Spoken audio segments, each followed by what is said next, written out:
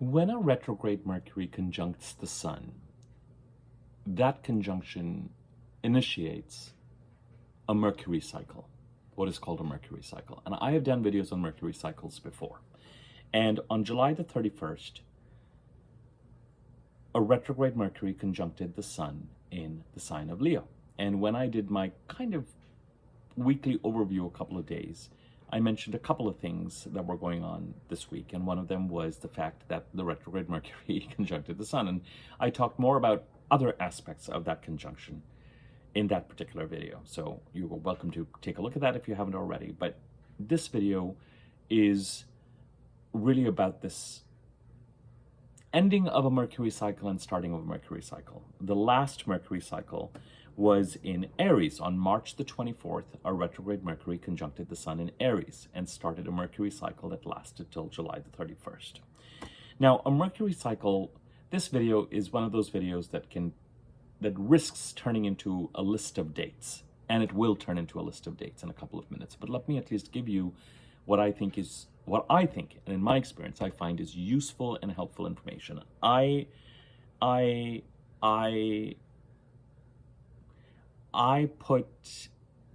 think there's something to these Mercury cycles.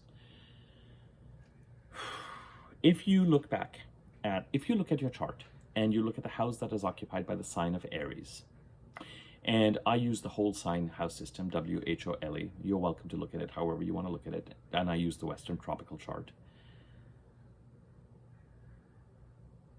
From March 24th to July 31st, it would not surprise me at all if it felt like in the house occupied by the sign of Aries, related to the house occupied by the sign of Aries, as I've said to you with the Mercury cycle, it's like while everything else is going on, while everything else commands attention, bigger astrological events and phenomenon, a Mercury cycle occurs, and using mercurial means, a foundation of something is set up in the house where the Mercury cycle is current.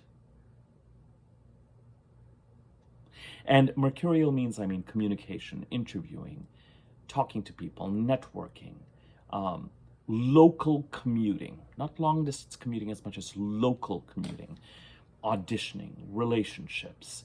By relationships, I mean communication related relationships, contracts, the word on the street, recommendations, references. Hey, I think you should meet so-and-so. Hey, I'll put in a good word for you there. Have you heard of this? As I said, interviewing, sales, networking, learning, teaching, communicating, just the use of technology, social media, TED Talks, presenting, writing, speaking. Something, a strong foundation gets built. One of the things, and one of the ways, at least in the Aries part of the chart, you can connect this is during the Mercury cycle, we also had the new moon solar eclipse in Aries that was on March the 29th and exercised its influence till the end of the first week of June. And the Aries North Node eclipses were going on from April really to be precise, 2023, all the way to end of the first week of June of this year. And you can consider, you might be able to see that a Mercury cycle actually built on these North Node eclipses. So thematically, by the time we reach July 31st, something related to the house occupied by the sign of Aries has actually kind of built up a kind of foundation on which things can stand. And that foundation and that building up may well be thematically related to the North Node eclipses in Aries, and what we felt those eclipses were about, what we were being asked to lean into in the house occupied by Aries since March, April of 2023 to the end of the first week of June of 2025. Now, a new Mercury cycle begins in the sign of Leo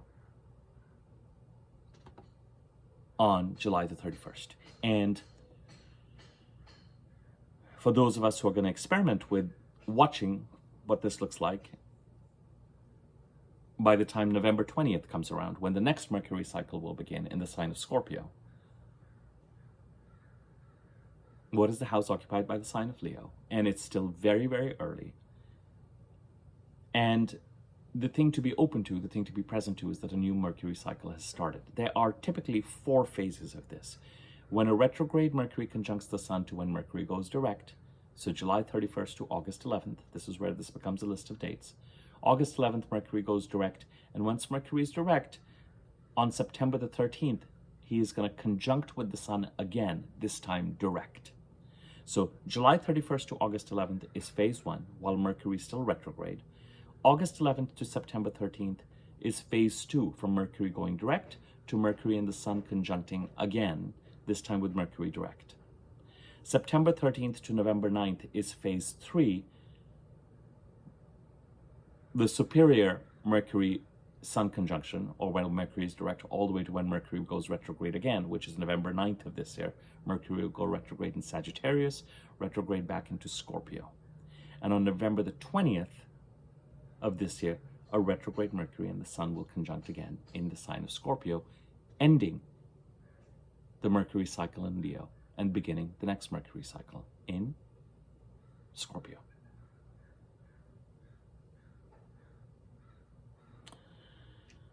The first phase, July 31st to August 11th, is often a kind of a requirements gathering phase. We're still in that Mercury retrograde influence of sorting the wheat from the chaff. What is the future going to bring? What track are we going to move forward? What are we going to be building on once Mercury retrograde has allowed us to determine, go back to the drawing board and correct our path forward? And I've talked so much about Mercury retrograde and what that means that I don't feel like having to go through all that again. Just look at my last few videos, and over and over and over again, this has been coming up. And if you just want a video to kind of latch onto the new moon in Leo video, for lack of a different one. I'm sure if you look at my sort of free non-member specific content, you'll find a Mercury retrograde video or videos. So July 31st to August 11th, we're still defining requirements for this Mercury cycle in Leo project. We're still determining what is going to be built and in which direction is it going to be built, and which eggs are going to hold our baskets, which baskets are going to hold our eggs moving forward, and which path are we going to take that feels like it has a stronger, firmer foundation, because that's what a Mercury retrograde is going to sort out. August 11th to September 13th is the building phase. August 11th to September 13th. September 13th to November 9th, we take what is built and we prune it, we correct it. It's like between August 11th to September 13th, we build a prototype, and then we take that prototype to town and we beta test it, for lack of a better way of putting it, and based on the feedback, based on how it interacts, based on how it's growing, we refine it. And then November 9th to November 20th, we complete it. We put the finishing touches on it. Spirit or the universe puts the finishing touches on it. So July 31st to August 11th, phase 1. August 11th to September 3rd. July 31st to August 11th, phase 1. Determining requirements, determining what is on the agenda, determining the direction in which this Mercury cycle is going to build a foundation. August 11th to September 13th, actually building the prototype, creating. September 13th to November 9th, refining. November 9th to November 20th, launching, completing, closing. That's all I want to say about this. That's all I want to say about this. Food for thought. It does not have to be a lengthier video than this. But chances are, while we're going to be dealing with the eclipses, and while we're going to be dealing with Jupiter going retrograde, and while we're going to be dealing with all sorts of new moons and full moons, and then heading towards preparing for Mercury retrograde, and all of that is going to be, and more importantly, Saturn coming into Pisces to finish up its transit in Pisces from September the 1st to the middle of February of next year. That's going to be, apart from the eclipses, that's going to be the big astrological event of the last third of this year, 2025. I wouldn't be surprised if you find by the time you get to November 20th that Mercury has been through this kind of constant drumbeat, this underneath it all. It's like the activities we do while we're doing the bigger stuff. And then when we take a look back, we see that something so solid has been built, that a lot of the substantial progress that we've made actually has been made as a result of this Mercury cycle. Part of the reason is that so much in 2025, in our present life, is Mercury driven, especially due to the presence of technology in virtually every aspect of our life.